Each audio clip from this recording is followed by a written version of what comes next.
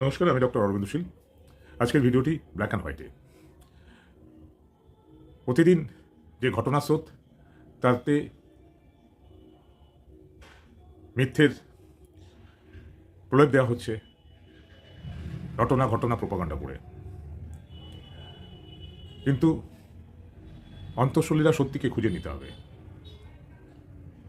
না হলে আপনি শুধু নীরব শ্রোতা হয়ে থাকবেন, সরব প্রতিবাদী হতে পারবেন না। আজকের বিষয় হলো বাংলাদেশে ঘটে যাওয়া হিন্দু জেনোসাইড, যা একটা চরম মাত্রা পেয়েছে। গত কয়েকদিন আগেও একটি তরতাজা হিন্দু যুবককে বাংলাদেশের বাম জিহাদিরা, রাজাকাররা, পাকিস্তানপন্থীরা, হিন্দু বিরোধীরা নৃশংসভাবে খুন করেছে। যে শুধু হিন্দু ছিল না, একজন পেশায় সাধারণ অটোওয়ালা ছিল। কিন্তু এপারে এই ভারতে পত্রকারেরা, মিডিয়া, জাতীয়তাবাদী হিন্দুত্ববাদী, এই হিন্দুত্ববাদী রাজনৈতিক দল, নেতারা হিন্দুদের আবেগকে ব্যবহার করে ক্ষমতায় আসা সরকার, তারা নিরুত্তম। শুধু এই বাংলায় অনেকে বলে 2.5 থেকে 3 কোটির মতো অটো টোটো চলে।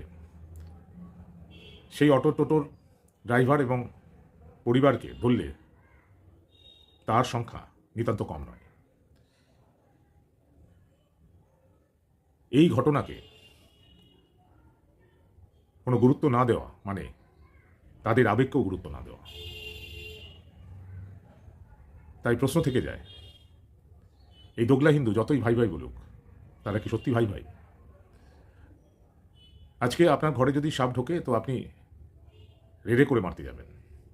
কিন্তু দুদিন অন্তরে যদি সাপ ঢোকে, তাহলে শুধু মারাটা সমাধান নয়, তার সাথে দেখতে হবে যে কেন সাপ ঢুকছে, কেন বারবার সাপ ঢুকছে। বাড়ির পাশে কি জঙ্গল হয়েছে, সাপের আস্তানা তৈরি হয়েছে, দেওয়ালে কি গর্ত হয়েছে, বা ঘরের ভিতরে কেউ কি সাপকে দুধ কলা দিচ্ছে।